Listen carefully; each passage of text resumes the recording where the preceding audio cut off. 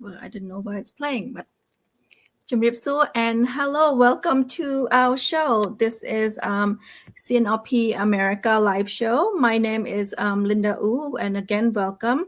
This show is called Khmer Youth Voices for Justice. We talk about basically concentrate on the youth. We would like the youth that outside Cambodia and also inside Cambodia to understand what's going on in Cambodia, and also our topic all over the place. We also have topic in America. So it's not only in Cambodia, but again, welcome. Thank you for being here. Today is Tuesday, September 13, 2022. I would like to wish our audience, if you if you are Buddhist, you are right now it's Kanban, and this is the third day. Wishing you safe travel. Wishing you safe travel to the temple and back home. And also it's a custom, like it's a festival of the dead. It's a 15 days for Buddhists that believe in it, for our audience that believe how a Buddhist religion. So safe travel during this Kanban, the third day. And again, thank you and welcome to our show. Our topic for today is Cambodia newest human trafficking problem. I have that as a problem, but I don't think it's a problem anymore. It's more like a crisis. Before I started, I would like to talk about random topic that's going on in Cambodia. So let me bring up a topic. One of them is an image before I can start, so you can see the image, what's going on. On our show, we always talk about human rights. We always talk about democracy, and this is happened in September 11, which is 2 days ago. I always bring it up regarding Naga worker. They were peaceful protests every day since since December of 2021. So last month, since the UN rapporteur visited Cambodia, the protester was not protesters. The protester, Naga lady protester, they were able to stand in front of the casino to protest. But unfortunately, to protest peacefully without the guard or the regime security guard hitting them, or the policeman hitting them. But unfortunately, on September 11, there was a rough up. So let me show some image, and this is an image of what we see daily in Cambodia, suppressions in freedom of speech, suppressions in freedom of assembly. And this is, like I said, it's happened daily. So let me show some of the picture. And that is human rights violation. So all they do, just go and protest. And if you see how many of the police versus the protest, you can see from this picture, there's more than the protester itself. So, and it also, like I said, it's happens, and they were peaceful protests in December 2021. So this is over spill into almost 10 months already, and nothing, the regime and not solving this issue at all. And it's keep dragging, and each day, that's what you see each day when they go to protest. And unfortunately, that's what happened in Cambodia right now. Let me introduce my guests. I have two wonderful guests. They are so nice today. They spend all day. One of my guests spent all day running around today, and my other guest is also spending time running around in California. One in Washington, one in California, and I'm just here running around from work to just this live show. But I'm honored to have this two of my guests here. Let me introduce my first one. Her name is Brittany Baker. She is in Columbus, Ohio, but she's not in Ohio today, but she's traveling somewhere today. But I would like to welcome her, and please welcome her. Hi, Brittany. How are you doing? I'm good. Chiripsua. Thank you for being here. You're welcome, of course. How are you? I'm good. As you said, I'm busy day. Really tired, but energized by all the advocacy work that we're doing here in Washington, D.C. So thankful for the opportunity to be a part of the show and to be a part of this greater work. And from all of us, thank you from the bottom of our heart for you that running today. But you we'll share some of this maybe later on when you no longer at the place. But we'll share what's going on. But if you follow CNRP, I mean CNRP America Facebook Live, you would have seen Brittany this morning as well. So she's still 12 hours later, she's still beautiful as ever. So thank you, Brittany, and thank you for joining our show. Thank you. And my other guest, let me welcome Samadi U. He is in Los Angeles, California. So, Chum Hiệp Xua Samadi, and welcome to our show. How are you today? I'm good. How you doing? I'm fine, thank you, Bong. Thank you for joining our show. I know you are one of the busy youths that we know as well. So thank you for being here. Thank you for sharing your input, sharing your voices at the show. Let me bring back Brittany so that way she can help us dive into the topic. Like I said before I start, let me also get a little bit of video. Like I said, the topic today is Cambodia newest human trafficking crisis. So not just I don't call problem anymore. It's crisis. So it's we always hear about Cambodian got trafficked into other country to work illegally, to work underpay or child labor.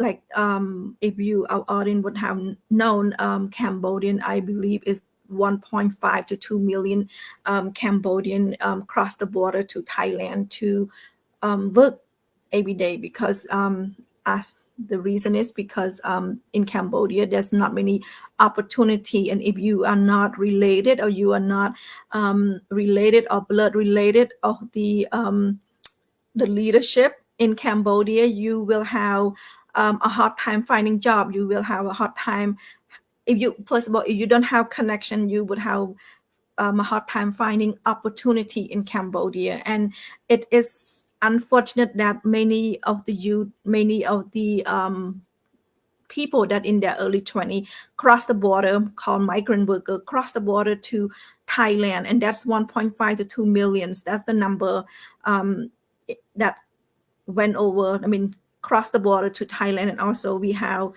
people that going to that is in Korea, Japan, many other countries just to find work because under the peace and development in Cambodia, there's no job, there's no opportunity if you don't have connections, not just connection, good connections.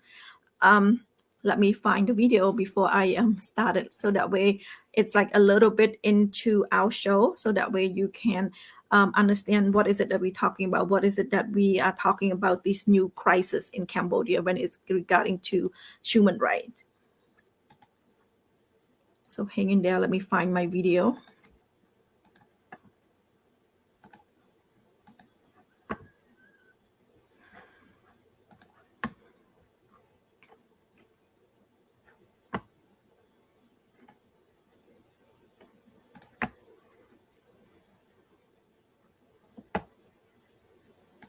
Hold on, I found it. I just don't want to play it yet.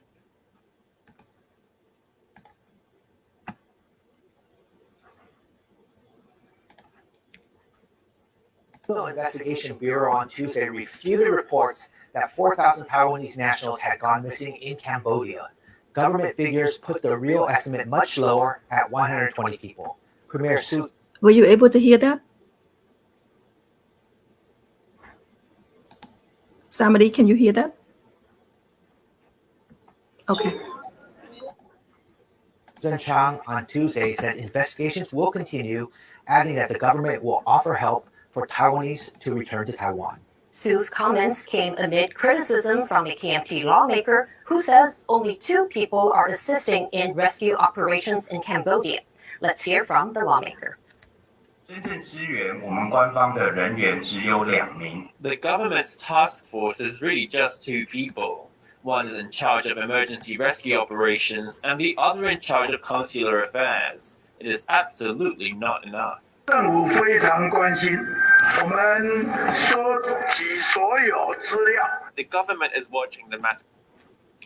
It's just a little bit of the information. This last whole week, we were talking about in the news. Many different country, but the last, I think, few months talking about Taiwanese that Taiwanese citizen that go to Cambodia, work in Cambodia, but instead it's not working. It's labor. It's described as being in hell. So it describes some people who want to escape. They wouldn't let them escape because they still owe them money. And this is a scam that's going on in Cambodia. Like I said, it's unfortunately that now it's 2022. I know Cambodia is working on trying to prevent human trafficking. When we talk about human trafficking, we always hear like, oh, Cambodian get tricked into working in other countries like Thailand, Malaysia. Like we hear about people in fishing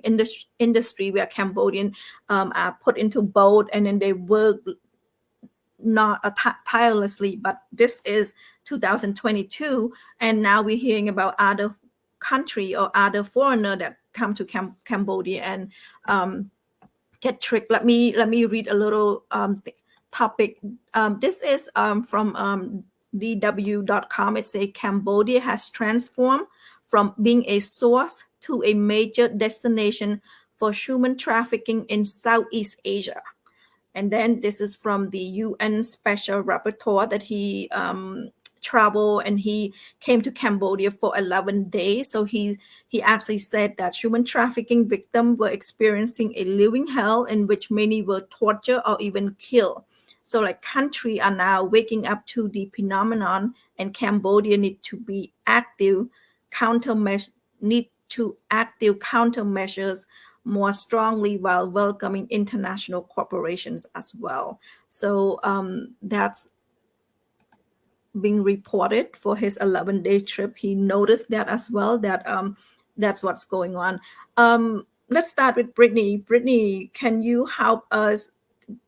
Can you describe to our audience that haven't heard, like someone like me, like when you talk about human trafficking, you're talking about little girl, you're talking about woman that trick into all these horrible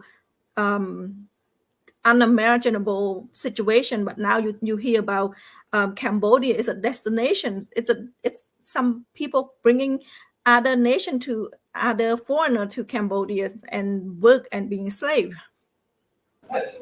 Right. So as you mentioned, there's a long history of human trafficking in that region. And earlier this year, the State Department, the U.S. State Department, moved Cambodia to a tier 3, which is the most critical tier, which usually has sanctions coupled with being on this tier, because the human trafficking situation in Cambodia is really dire and getting worse by the day, as you mentioned. So while there is a long history that we have to acknowledge, it looks a little bit different now because what we're seeing is a rise of cyber scams. As you mentioned in your video, the Taiwanese nationals that were rescued, and we've seen the same thing from Thai, from Indonesian, from Malaysian workers who were lured into the cyber scams throughout Cambodia. There was an Al Jazeera expose recently that uncovered just how deep these syndicates are. So it's really concerning because it's crossing borders now. As you mentioned before, a lot of times the human trafficking was sort of exported, but now Cambodia is a major destination, which I think speaks to larger human rights violations that have been going on for a long time. A corrupt government with very little oversight, very little protection for the people. And as you mentioned at the start of the show, with the migrant workers, people who have to move because there's a lack of opportunity in Cambodia, makes them vulnerable, very targeted for human trafficking. So something very concerning. Thank you, Brittany, for sharing. Samadi, you must have, like me, watched the news, watched what's going on, and follow up on Cambodia because you are the youth, and Brittany is also the youth, and the reason for our show, so that way we have the reason for our show that we speak English, so that way the youth in America, the youth outside of Cambodia, or the youth in Cambodia that speak English can understand the informations, not just informations that posed by the regime. Can you help to describe the latest one that you heard or that you aware of that this is going on, and the scam and what happened? Like in Cambodia, there's a lot of casinos. So what's going on in this scam? Well, so the latest news, I think recently, this month, there has been a lot of news about the new form of human trafficking in Cambodia.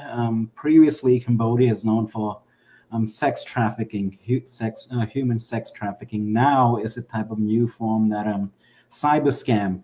So basically, they, as you know, in Cambodia, there's a lot of Chinese Cambodian, which they came from China. They have a lot of money, come to Cambodia, got Cambodian citizenship, and they basically clean laundering all the dirty money in Cambodia, and they came up with this newest form of human trafficking, which basically used the type of form of cyber scamming. I have read the news, and they have those Telegram or WeChat in China. They call it WeChat. It's like a Telegram, but Chinese form communication platform.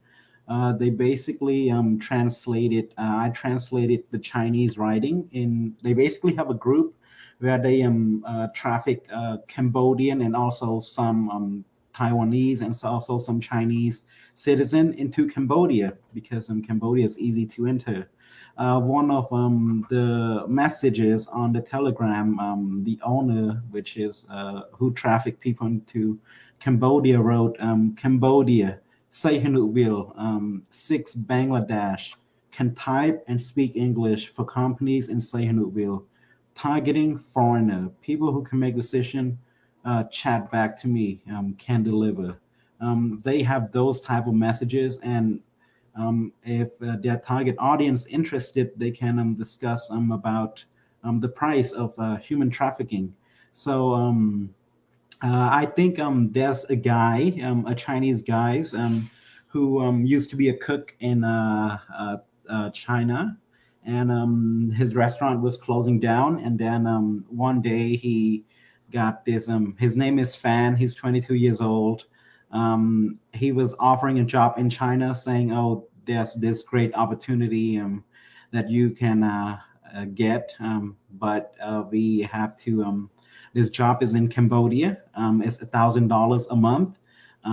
We will fly you to Cambodia to take this job, and the next thing he know is he being held captive without getting paid. So it's a scam, and he was forced into scamming people. For example, running the fake lottery advertisement. And in Cambodia, there's this famous gambling website that you can gamble online, which is owned by the Chinese who based out of from Cambodia. So they basically scam people out of that, especially foreigner who visiting Cambodia. So this is the new type of form of human trafficking. All of this is due to the government. They have they made the Cambodian citizenship so easy to obtain for foreigner. If you want to become Cambodian citizenship, all you do is you have money and you have a lot of money, invest into the country, and you will Bang Lin showed immigrant the immigrant permanent resident card. You can just pay and you get it. That's all you have to do. You can live in Cambodia for as long as you want and invest into the country. So when it is easier to enter in Cambodia, there's many human trafficking happening in and out of Cambodia. So I think this is the latest form of human trafficking in Cambodia. Thank you, Samadi. I'm gonna ask Brittany because she traveled basically the world. This scam happened because it's too good to be true. Basically, people from Taiwan, people from Malaysia, people from the Philippines, people from Vietnam, being trafficked over to Cambodia. So it must be a promise or an ease. Like, I think in America, when you hear something that is, too good to be true, it's not true. So I believe during COVID, people are desperate. People are looking for a job. Now, because most of this rescue in Cambodia, the government or the regime or the police, they call these rescue operations. For Brittany that travel the world, how do you determine an opportunity that legit or opportunity that's too good to be true? How do you determine that? I know you work in Cambodia. Do you ever think, oh, I might be be into like labor for free? That's a really good question, and I think you nailed it on the head there, because oftentimes people are trying to make the best decision, and they're hopeful that an advertisement that they find for a job is legitimate. They're traveling far away from their family, maybe leaving their kids with the grandparents to be raised. So it might be hard to determine if an ad is legitimate, if it's a safe job for them to take. And we have to remember, behind these cyber trafficking efforts are experts, people that are very careful about how they recruit the new workers. So while there might be some tendency to be like, well, they shouldn't have fallen for that. I think we have to be mindful to not blame the victim in those situations, and to really put the focus and the responsibility back on corrupt officials that allow for trafficking to continue and are complicit. Maybe they even are tipped off about a trafficking situation, and they accept money, they accept a bribe in order to keep that operation going. So we already know about the culture of impunity in Cambodia, where it's a free-for-all for many authorities, many CPP officials that would turn a blind eye to trafficking and other human rights abuses. Thank you, Brittany. Samadi, you are looking for a job in America. How is it going? Most of the job that I'm looking for is through school, where the Cal Poly Pomona I graduated from. They has the alumni program where you have people who previously graduated from the school that I graduated.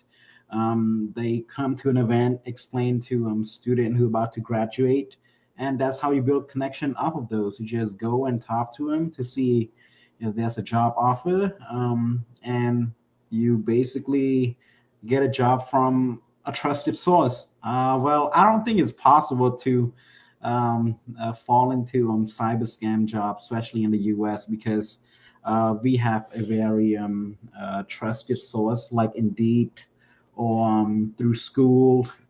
That's how you find job. But in Cambodia, job can be posted anywhere. They can be at the noodle place. It can be posted online on Facebook from advertisement.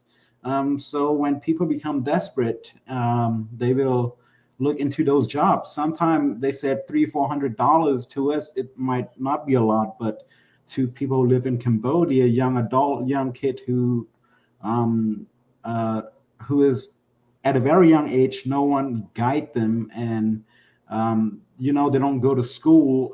It can be very misleading, and they ending up in Sihanoukville, where uh, the Chinese people who they just go into the compound and they lock you up. So this is the type of human trafficking happening in Cambodia.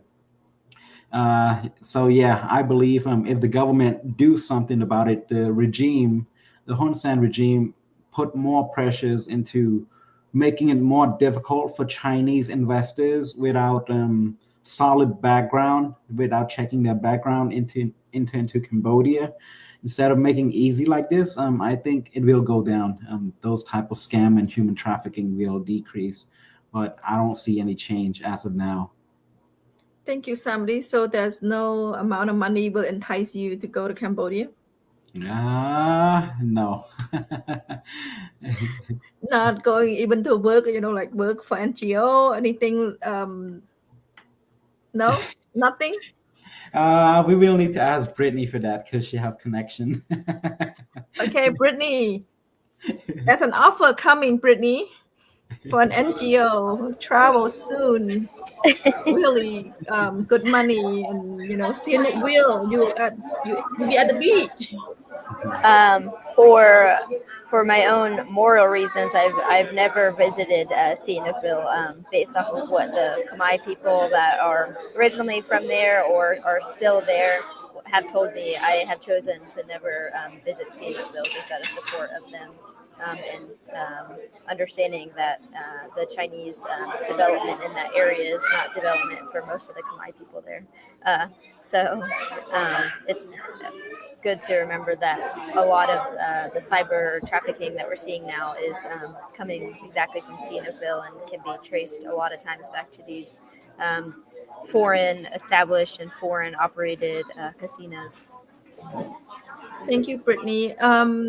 I believe either Brittany or somebody said it that gambling, cyber gambling, or online gambling is Yeah. illegal in Cambodia.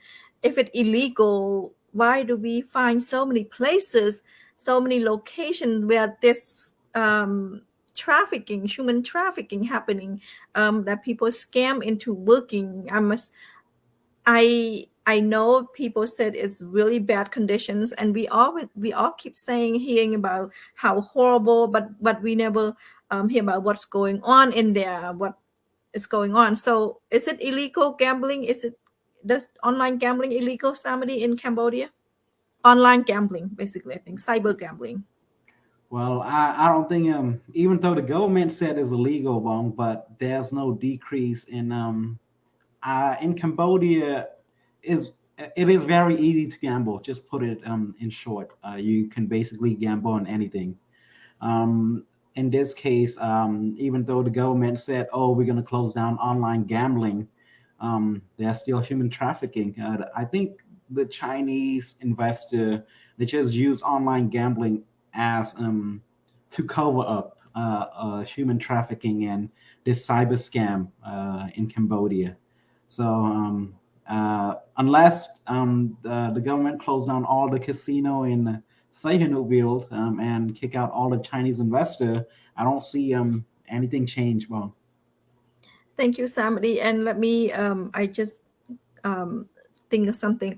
It's not just about someone tricked into working in Cambodia. It's also about a foreigner looking for love as well, because all these chatting is going on. So it's not about, oh, I need a job. I'm really need to support my family. So I'm going to pack up from wherever I'm at and go to Cambodia, a country that they don't even know, where many people, if you ask many people, they would know where's Cambodia, this tiny country. But it's also about chatting chatting with a girl many times. And so love interest, that's also one of the topic that I read as well. From what I read, it say money talk louder than anything out in Cambodia. Brittany, how bad influence Chinese national Chinese foreigner in Cambodia? When they are in Cambodia, what do they do? Do they create job? What do they bring into Cambodia for our audience that doesn't know where Cambodia is, and why is we talking about Chinese people in Cambodia? That's a great question, Bong. I need at least an hour to talk about this topic, though. But when I was recently in Cambodia, the bigger cities have such a uptick in Chinese businesses versus just a few years ago, before COVID, even, I would say. And it's astonishing. Certain parts of Phnom Penh, I see more Chinese writing than I do see Khmer writing. And I'm like, wait a second, where am I right now? So I think it's interesting to follow the money, because when China gives a blank check with no stipulations for human rights or advancement of education or healthcare to CPP, it allows for these businesses to flourish, which really disadvantage local Khmer businesses, bring in casinos, bring in corrupt money, and human rights abuses. If you look at the special economic zones that have been popping up in Cambodia and throughout the entire Southeast Asian region, you see a slew of human rights violations in those areas. They're basically special areas that have different laws from the national government of that country, which protects really corrupt activities. There's been plenty of reports from free and independent media, which Cambodia conveniently lacks, that have exposed the harms and the human rights violations and trafficking numbers in these special economic zones and around the special economic zones. So this is an agreement that is set up with between the Cambodian government and foreign companies such as China.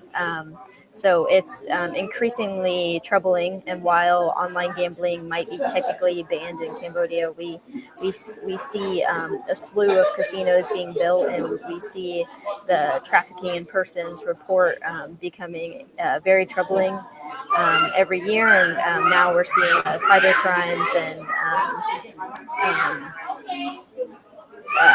people speaking out about this, people from other countries, other embassies, other ASEAN partners that are coming in and saying, hey, we have 15 of our nationals in your country who are tricked into this scam, and we're here personally to rescue them.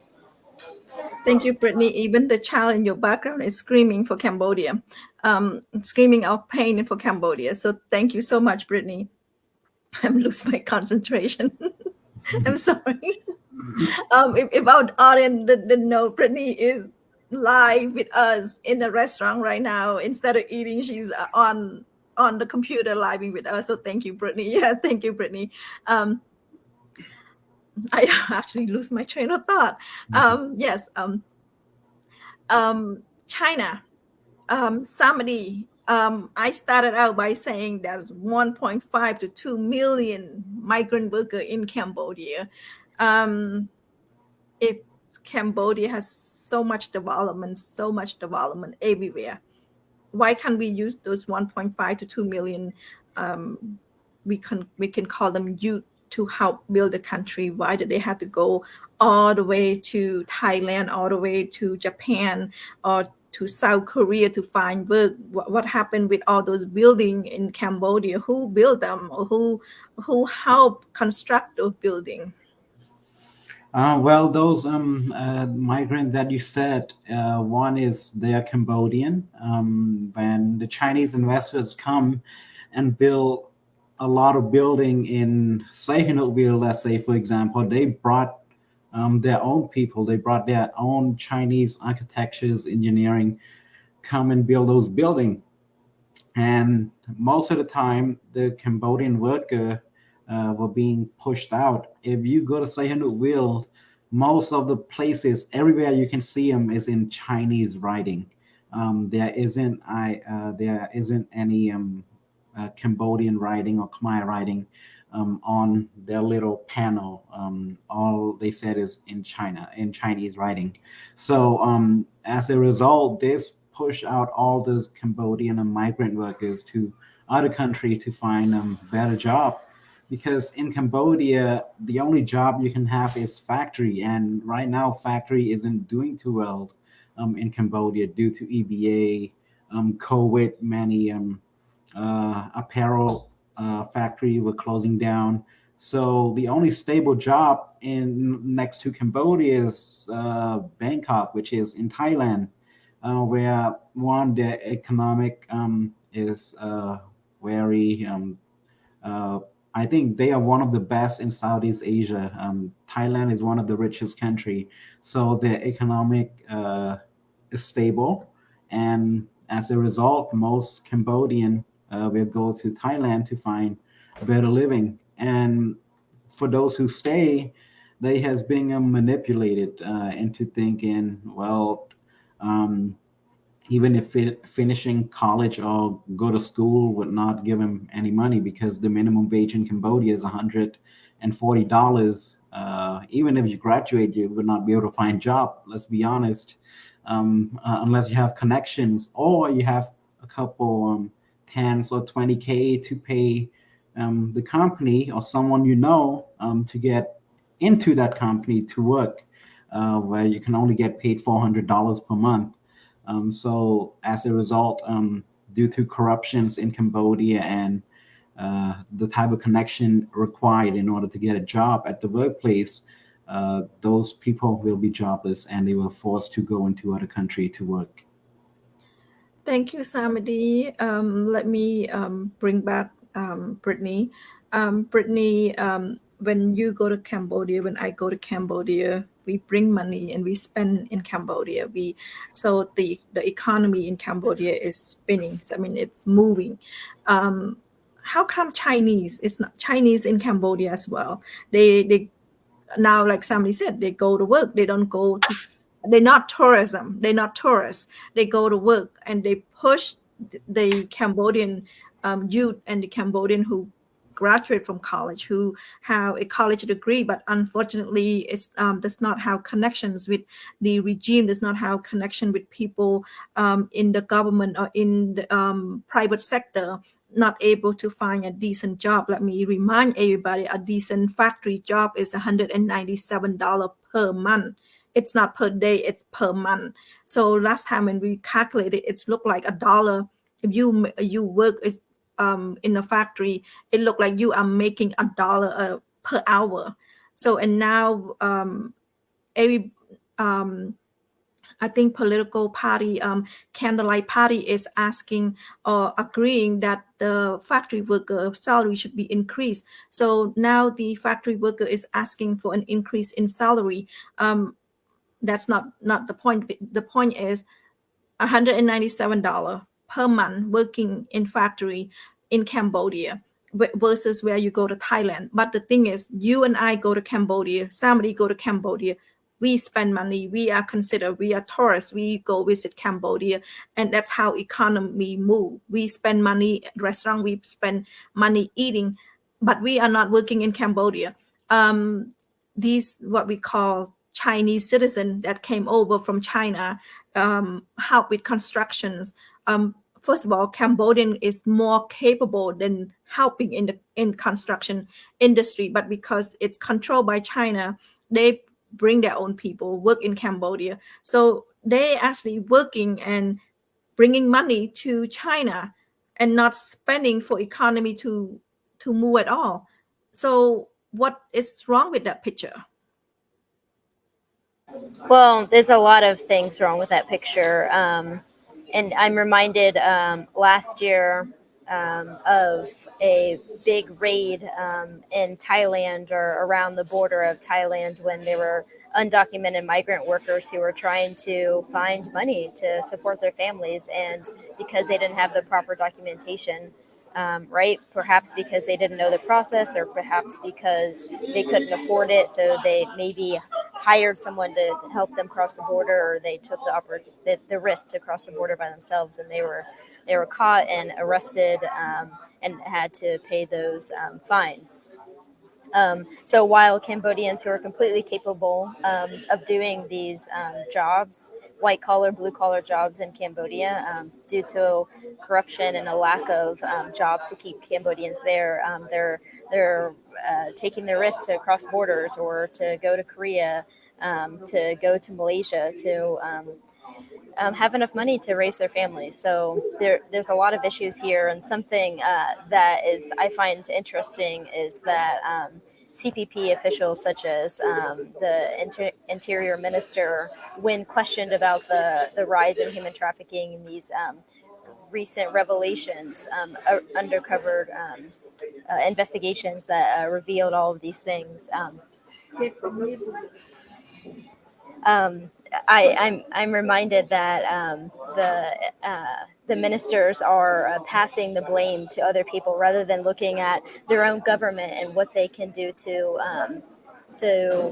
improve the situation and to make people stay in Cambodia and have safe working conditions. They pass the blame to someone else. So it's really interesting, this double-edged sword of wanting infinite, unrestricted aid money from China, but then also saying, well, all of these are Chinese operations, and human trafficking is a result of China and other foreign actors. So that's very interesting. Thank you, Brittany. Our audience, our viewer, Chandara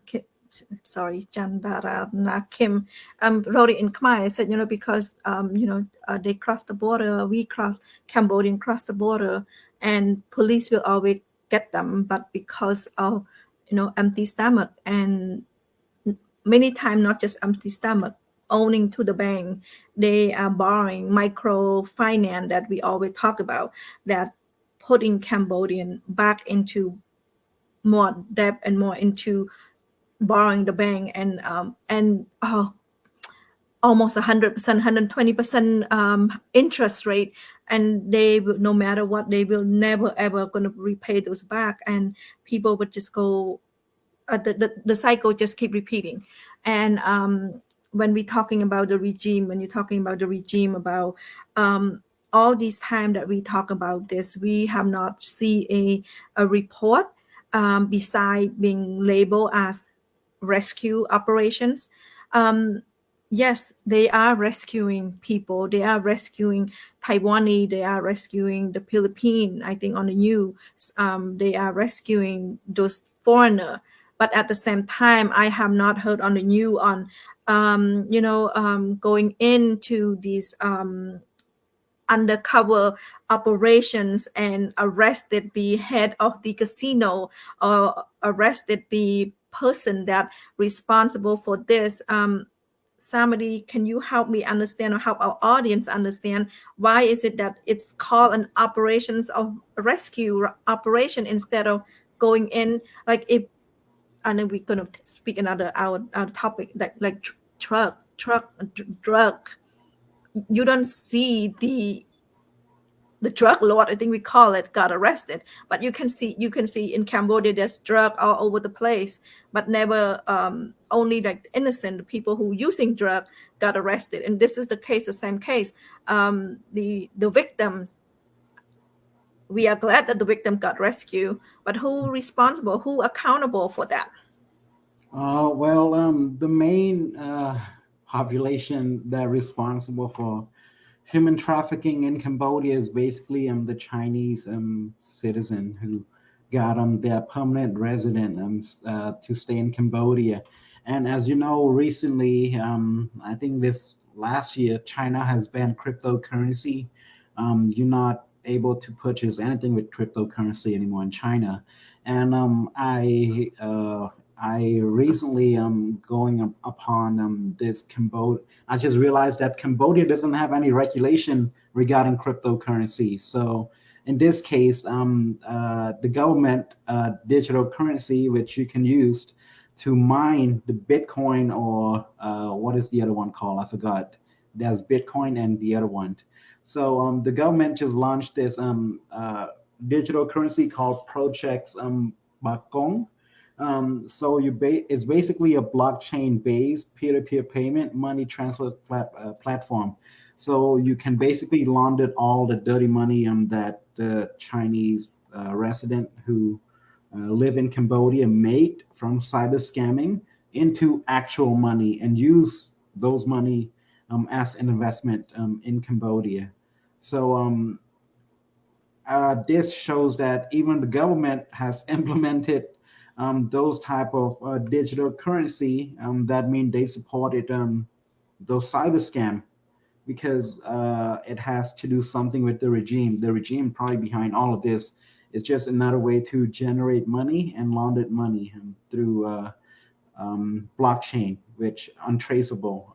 Is very discreet. It does not show who's transfer what amount of money into those capital investment that they bought. So it's very discreet. So in this case, even if the government back this digital company, I don't see any improvement in Cambodia. It's gonna keep getting worse. Thank you, Samdi. Let me bring Brittany back. Yes. Unfortunately, like we talking about money talk, and when with money talk is the main issue in Cambodia. When money talk, politician quiet. So politicians will close their eye. Politicians will not even move a needle because money flowing in, and also that's how where Cambodia is blooming with casino, because those are money coming into Cambodia's dirt, not just money, dirty money, really dirty money coming into Cambodia. Corruptions. That's how Cambodia is, corruptions. So now when we're talking about money talk, how do we prevent this? Brittany, how do we prevent human trafficking? That's an excellent question. The authorities that are in power have to actually acknowledge that it's a problem. Have to acknowledge their role in the problem, and have to take concrete steps to address these very deep issues. For a very long time, the authorities have push this problem away to foreign NGOs to solve, have sort of exported the responsibility to the foreign to the international community to address this. And I believe that the authorities have the responsibility, the local community has the responsibility to solve this issue, to address this issue in a culturally responsive way that the international community just cannot do single-handedly. While I applaud the efforts made by the U.S. State Department and other international NGOs to address the real concern of human trafficking, the issues are very deep, and they need to be solved by Cambodians and by authorities who have the political will to solve this. In my opinion, it needs to be one of the top points of political concern, and any leader, so-called leader in Cambodia should be losing a lot of sleep at night until this is thoroughly addressed. Thank you, Brittany. They're losing a lot of sleep for counting money that flowing in, unfortunately, and that is the real issue. The U.S., the international community, the NGO, the U.S. international community, what they do is they go in and they teach Cambodian, they educate Cambodian what is human trafficking, going to educational level, what to identify victim. But at the end of the day, the regime need to step up. The regime cannot just say rescue operation anymore. Cannot just say we are rescuing two Taiwanese yesterday, or we are going into, or we have a clear information to go to this compound and rescue. No, that's not going to work. That's not going to solve issue. The issue is the regime. The issue is they need to stop looking at money. They need to stop looking at, they need to realize that this is an international issue. It's not about Cambodia anymore. In the facts that these special UN rapporteur talking about it, the fact that the Cambodia now is in the map where Taiwan is, like Taiwan citizen know where Cambodia is. I know Chinese citizen know where Cambodia is for a long time, but now Cambodia having a bad reputation for human trafficking, and it's not like it's not its own citizen or foreigner coming into Cambodia, being abused, being forced to work, and there's nobody responsible for.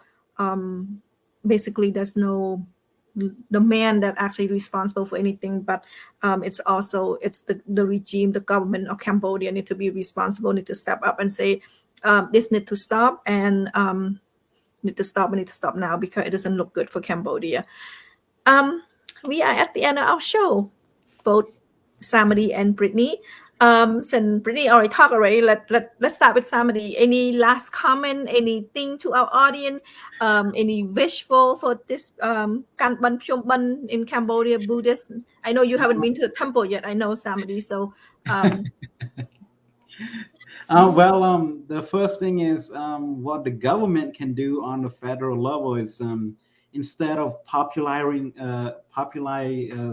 Cambodian Idol, which Samdak has said, oh, he's so proud that 500K people viewing live show Cambodian Idol, and talking about black hole, where people from Thailand, from Korea go and live in Siem Reap because they don't want to be flooded, because they believe someone calling themselves Prum say everywhere will be flooded.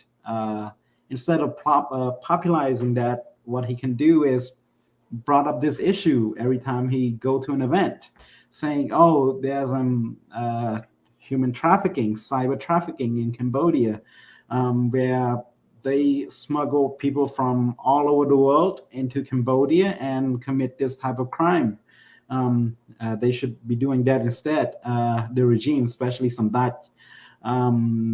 That's one. And two, people in Cambodia should realize that when something sounds too good to be true, then it is too good to be true.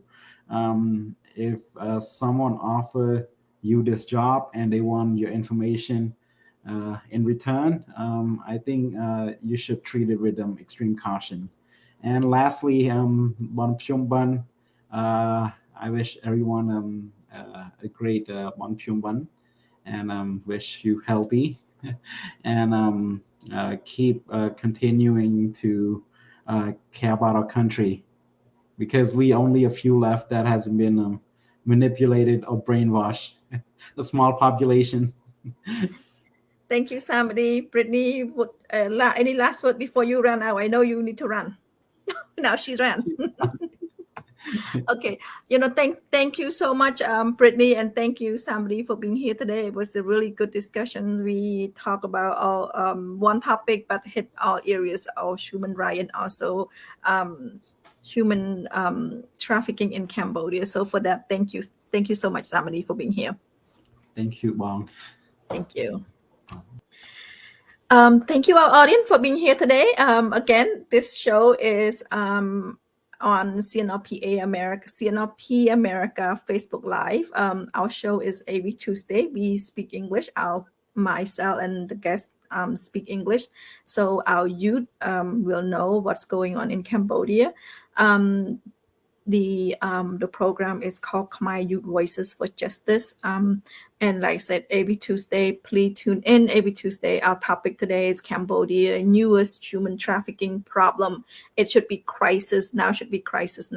So if like I said, money talk in Cambodia, as long as money is still flowing in from the Chinese citizen, from the Chinese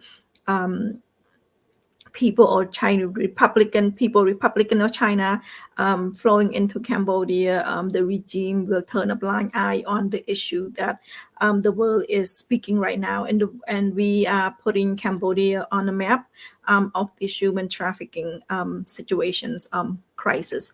Like I said, when we talking about human trafficking, what we always thought is Cambodian cross the border Cambodian going out to other country and get it still happened because of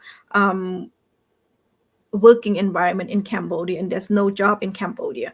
No job for the youth, no job for the people that currently or freshly out of school, and also that's because you have no connections, you wouldn't have job, and any available job in Cambodia because of the development in Cambodia, what we call thank you, peace, thank you development in Cambodia. Cambodia, it's Cambodian does not use the youth or the people in the country to build construction, to do the construction, and also Cambodia does not produce any meaningful, like doesn't ship product out of the country beside fabric, beside clothing, beside shoe, beside and that's it. You can barely see any like fresh fruit out of Cambodia or canned fruit out of Cambodia, and that's one of the things.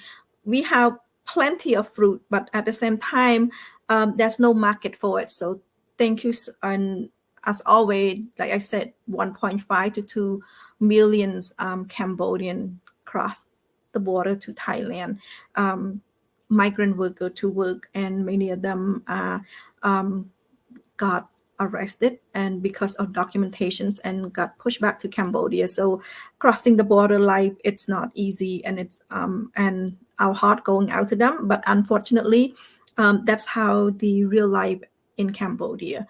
If you are not connected and if you do not have people in a certain business, in a certain industry, even though you try, you go to school, you finish your school, but unfortunately, the opportunity is not there. And when the opportunity is not there, who to blame? It's the top leader to blame. The leadership that's not creating opportunity for people, opportunity for the youth to work in Cambodia, to enjoy the life in Cambodia. I'm for sure nobody want to pack up their stuff and go to Thailand or go to South Korea, go to Japan to find work and leave their family behind. But unfortunately, because of life, because of how much they owe the bank, that's what Cambodia are facing every day. So again, I know I'm rambling on, but thank you so much for watching our show. Again, this is Khmer Youth Voices for Justice. This program is under CNRP America live Facebook show. CNRP America has the show 7 days per week. 6 days is in Khmer, so please tune in. We have different hosts. We have different topic each day. We also have different guests. So please tune in. It's in Khmer 6 days per week. Every Tuesdays is in English. So please tune in, learn some English and communicate with me. And also, like I said, my name is Linda Wu. I do read your comment. Thank you for all your comments. Please put them in. And if you want me to talk about any topic next week or the week after that, I am more than happy to talk about that. Each week we have different guests. And we will talk, we not only talk about Cambodia, we also talk about America. We also talk about Europe as well. So please enjoy our show. Please, if you enjoy our show, like our show, share our show. And if you have a youth inside in your home or a youth that you know that's can benefit from this show, please share. And again, thank you so much. And this, like I said in beginning, we are Kanban right now. I think this is day number 3. We 12 more days to go. Please, if you are Buddhist, please be safe when you traveling to Cambodia. When you are in Cambodia, if you are in Cambodia, safe travel. It is raining season, so take care. And I will see you next week. Hope if you wherever you at, hope you have a nice day or you have a good evening. And I will see you next week. Thank you so much and goodbye.